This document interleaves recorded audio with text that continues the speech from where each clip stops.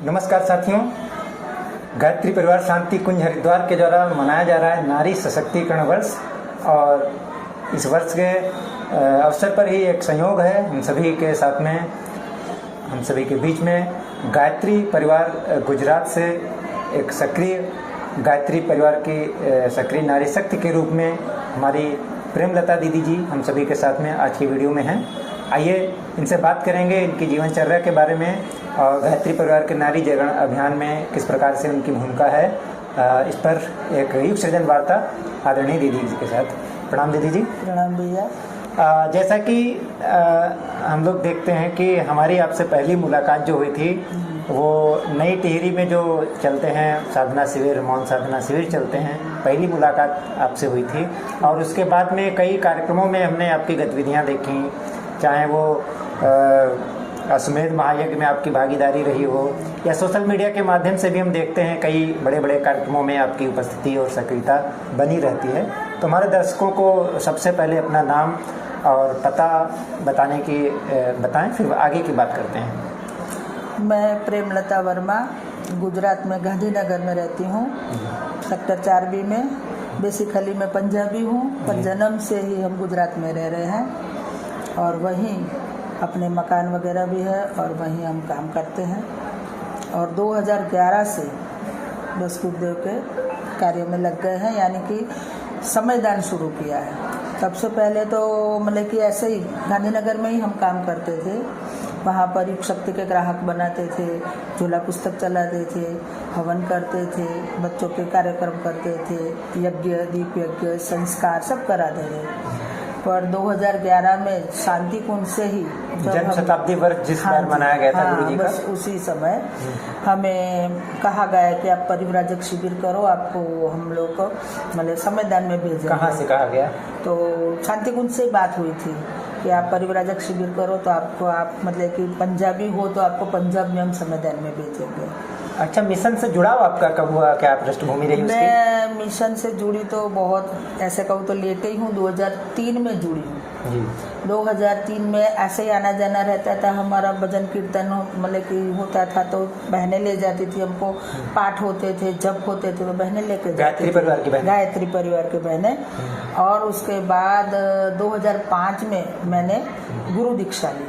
2005 में गुरु दीक्षा ली। उसके बाद 2007 में मैंने युग शिल्पी की, 1 महीने की युग शिल्पी शांति कुंज में की। कोई पारिवारिक पृष्ठभूमि रही थी गायत्री परिवार से आपकी कि आप पहली गायत्री परिवार से अपने घर से पहले जुड़ने वाली? मैं पहली जुड़ी हूँ, मेरे परिवार में कोई भी नहीं जुड़ा हुआ, कोई भी नहीं जुड़ा हुआ। बस ये गुरुदेव की प्रेरणा है, जैसे कि गुरुदेव ने जैसे अपना पैसा खींचा है ना कि कुछ मुझे भी नहीं समझ आई कि मैं कैसे आ गई। कितने सदस्य हैं आपके परिवार में? क्या हमारे परिवार में 2 बेटे हैं, 1 बेटी है, बहू, नाती पोते सब कुछ है। अच्छा, क्या कर रहे हैं बच्चे? सब बच्चे सर्विस, सरकारी सर्विस है सबकी जी, और सब अपने अपने काम से लगे हुए हैं। और आप अपने काम से लगे हुए हैं? और हम गुरु जी के काम से लगे। 2011 से, जैसा कि आपने बताया। हाँ जी, 2011 से। आपने बताया कि शांति कुंज में एक आपके प्रशिक्षण चलने की बात हुई कि आप परिव्राजक सत्र कर रहे हैं। पहले युग शिल्पी की 2007 में जी। उसके बाद गुरु जी का मैंने काम शुरू किया, यज्ञ कराना, ये सब धीरे धीरे सीखा और किया। और करते करते फिर भावना, श्रद्धा, आस्था ये सब जागरूक हुआ। और उसके बाद 2011 में मेरे छोटे बेटे की शादी की। और उसके बाद शांति कुंज से मुझे कहा कि भी आप परिव्राजक शिविर कर लो तो आपको पंजाब में समयदान में भेजेंगे। हमने वो कर ली फिर। और उसके बाद पंजाब, जम्मू, ना इधर पठानकोट। पहला समयदान कहाँ हुआ आपका? सबसे पहला समयदान जम्मू में हुआ। शांति कुंज से जम्मू में जाने का हुआ।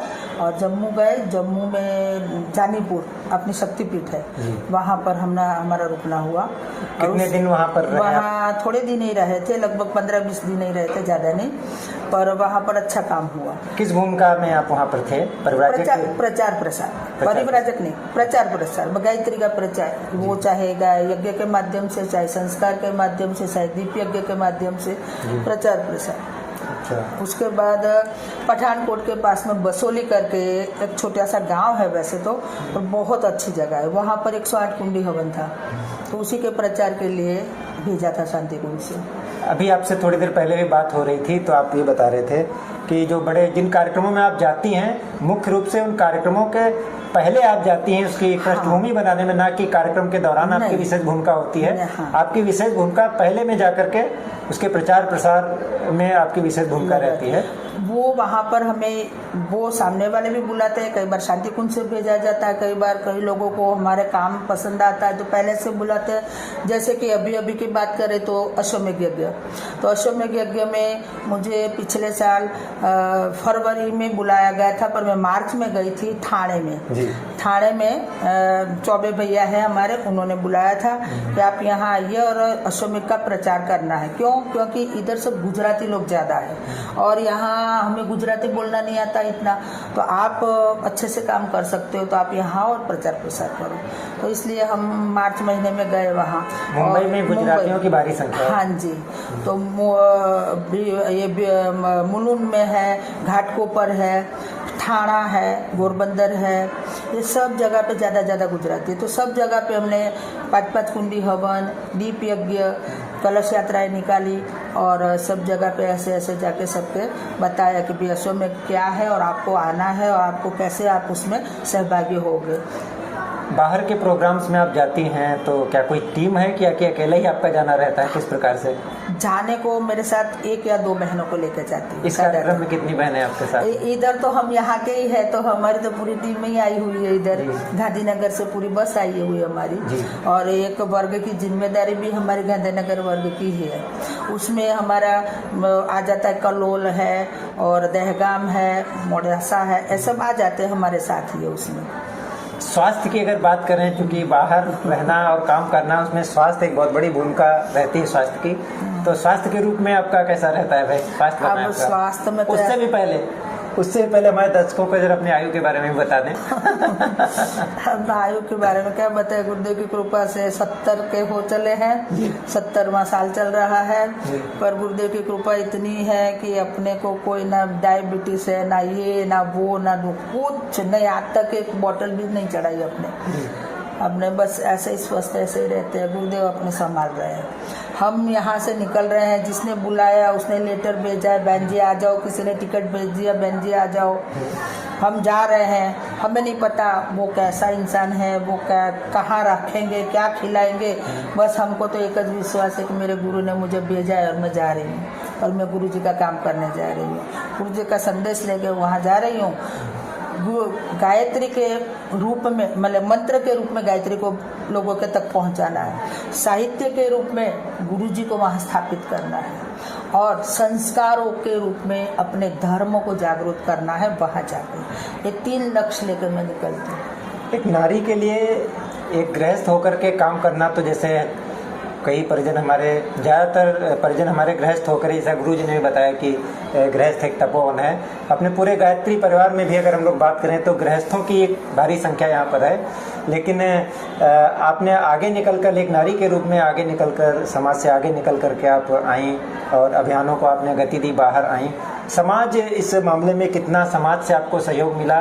क्या एक नारी के रूप में क्या समस्याएं आपको, कुछ अड़ंगा जैसे व्यवधान जैसे आए हों, उस पर कुछ बताएं? अब उसमें एक ही बात, पहले तो गुरु अपना एक है छोटी सी बात की, मतलब ये राह नहीं है फूलों की, कांटे ही इस पर मिलते हैं, लेकर के दर्द जमाने का बस हिम्मत वाले चलते हैं। यानी कि कोई भी भगवान का काम, गुरु का काम यानी भगवान का काम, तो वो करना है तो आपको कांटे ही मिलने वाले। एक आध कांटों की चर्चा कुछ कांटों में सबसे पहले महिलाओं के लिए प्रेरणा हो सकता है ये। सबसे पहले कांटा होता है अपना परिवार जी।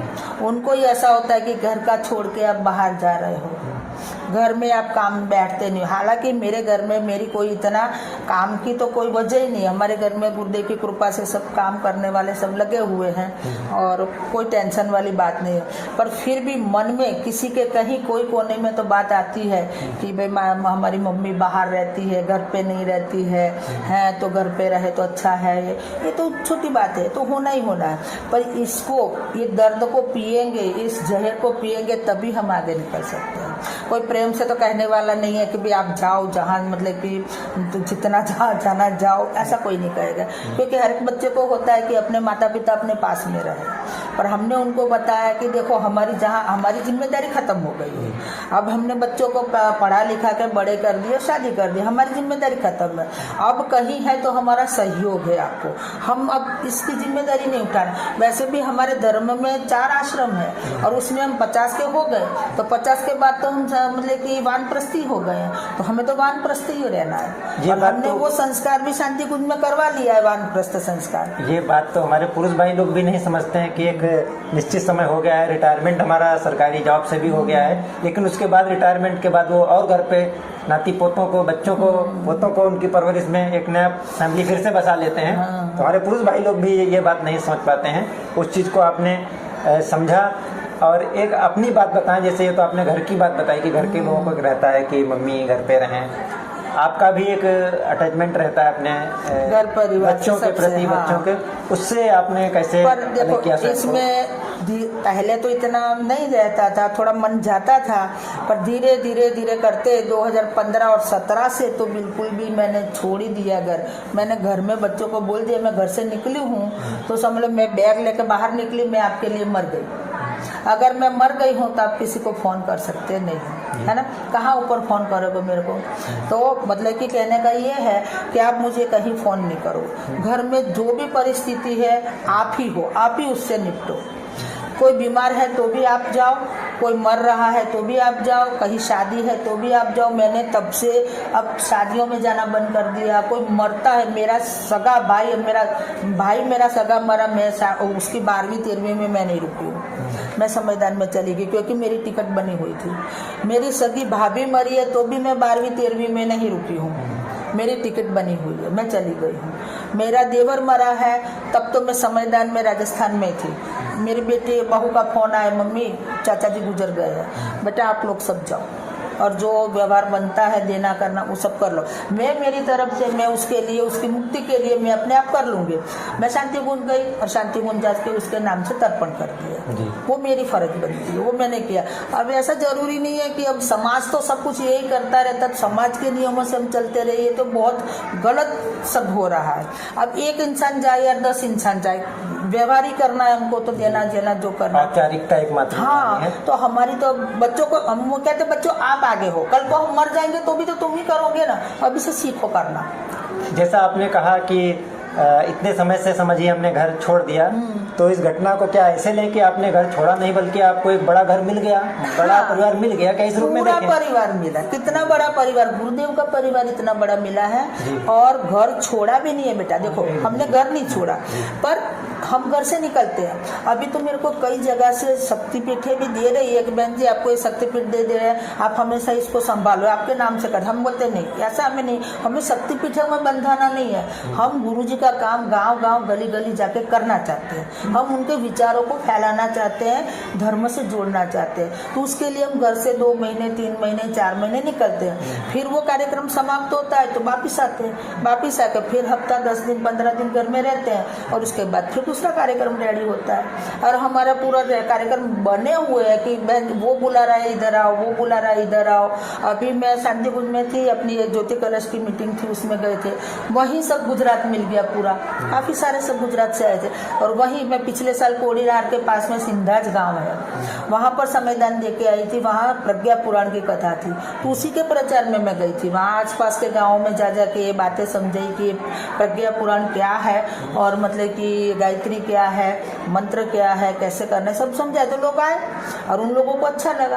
तो अब वो लोग बुला रहे कब दीदी अब फिर से हमारे सिंधाज गांव में आओ, हम गौशाला बनाना चाहते हैं और वहां पर कन्या कौशल करना चाहते हैं, बेटियों को इकट्ठा करना चाहते हैं। आप जैसी बुजुर्ग बहन रहेगी तो कोई अपनी बेटियों को भेजेगा, तो हम वहां भी जाएंगे। अब अभी नवरात्रि के बाद मैं वहां जाऊंगी। अब उसके बाद एक दूसरी जगह पे जाना है, उसके बाद मेरे को दिल्ली जाना है। दिल्ली में 251 कुंडी यज्ञ हो रहा है। अभी आप बात कर रहे थे जैसा कि 2011 से आपने बताया कि हमारा सामाजिक कार्य के लिए बाहर निकलना हुआ, तो लगभग 50 के बाद की बात है, आपकी अगर उम्र की बात है तो 50 के बाद में ऐसा ही जज्बा अगर किसी युवा बहन के अंदर अगर आ रहा हो, समाज कार्य के लिए बढ़ना चाह रही हो, तो क्या उसके लिए भी ये कदम ठीक हो सकता है उठाना?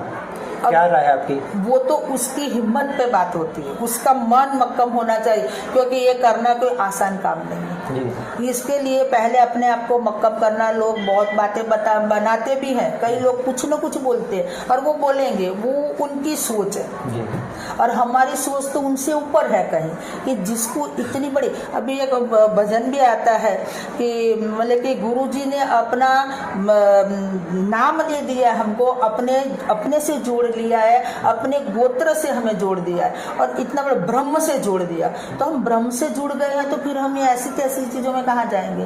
तो इससे जुड़ने के लिए हिम्मत चाहिए, हिम्मत चाहिए और हिम्मत तो करनी पड़ेगी। ये सब कहते हैं कि जहरीले बातें शंकर भगवान जैसे बनने के, मैं जब ये यज्ञ कराती हूँ तो वो आता है ना, उसमें मैं बताती हूँ भस्म धारण में, तो मेरा कंठ पे लगाना है भस्म, मेरा हम शंकर भगवान जैसे बनने की कोशिश करें, ऐसा सोच के यहाँ कंठ पे तिलक करो कि शंकर भगवान को तो एक बार जहर मिला और उन्होंने वो विष पिया और उसको कंठ में धारण किया।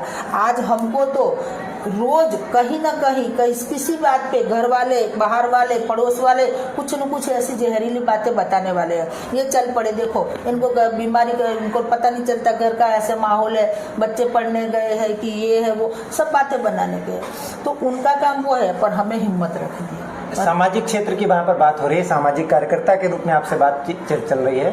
इतिहास में हम लोग देखते हैं कि तमाम सारे धार्मिक या सामाजिक कार्यकर्ता, अगर पुरुष भाइयों की बात करें तो उनमें से आजीवन अविवाहित रहकर भी बहुत से लोगों ने काम किया है।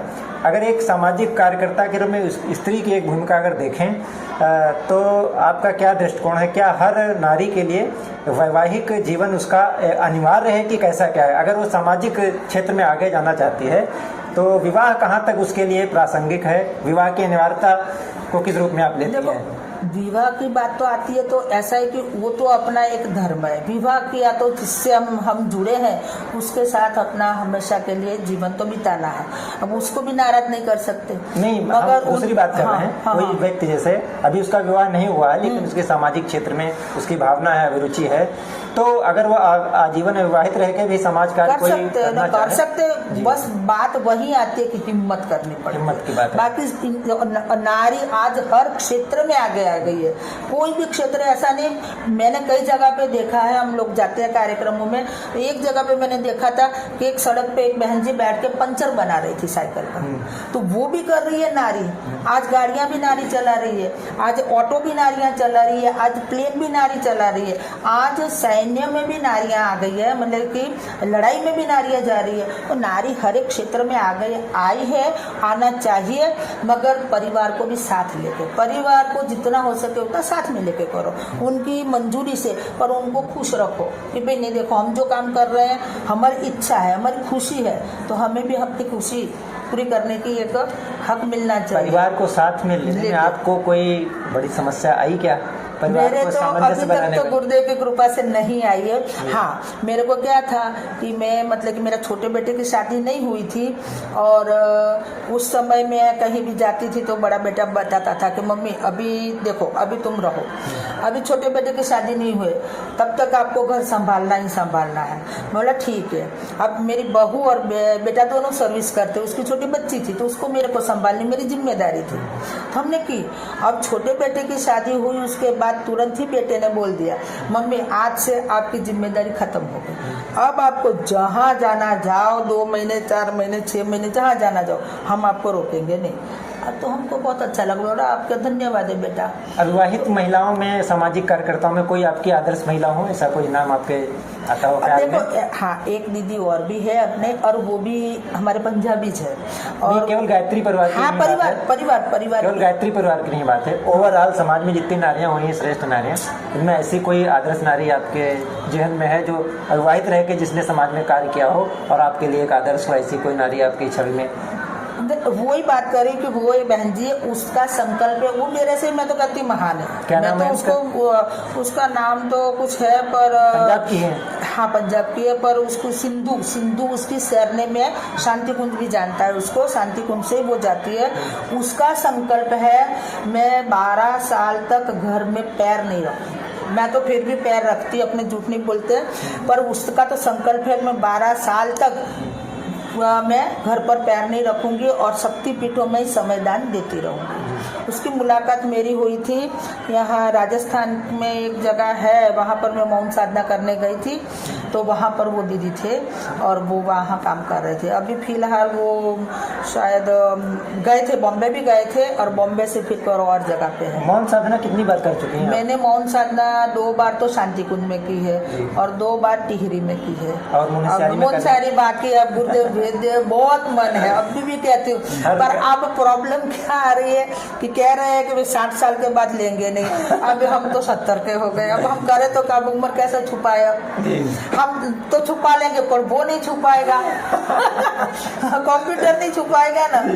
तो अब कहीं झक तो लगाना है और जाना है, बस ये करेंगे। बाकी सारी मैंने कर ली है। चलिए, नारी जागरण हमको जहाँ तक लगता है मुनस्यारी सत्र में गुरुदेव आपको जरूर बुलाएंगे। बस आप सबका गुरुदेव आपका शारीरिक उम्र तो आपकी देखेंगे नहीं, वो तो आपकी मानसिक उम्र और आपकी सक्रियता वाली उम्र देखेंगे। वो देखा था। जहाँ तक हमारा मन कर रहा है आपकी मुनस्यारी साधना जरूर आप उसमें भाग लेंगे।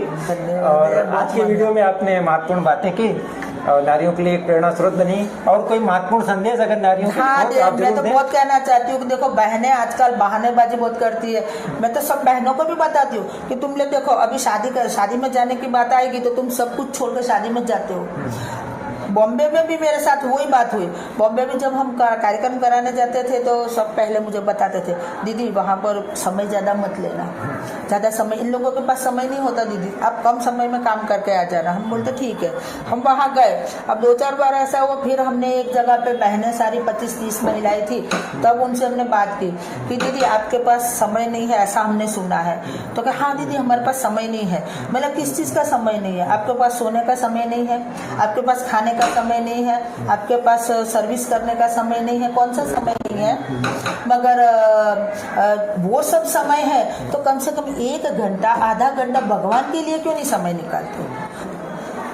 तो आज की वार्ता में आपने आदरणीय प्रेमलता दीदी जी से नारी सशक्तिकरण अभियान के विषय में उनकी राय जानी और किस प्रकार से वो समाज में सक्रिय होकर के गायत्री परिवार के विचार क्रांति अभियान के माध्यम से अपने साधन, समय, प्रतिभा को युग निर्माण के अभियान में लगा रही हैं, वो निश्चित रूप से हम सभी के लिए प्रेरणा स्रोत है।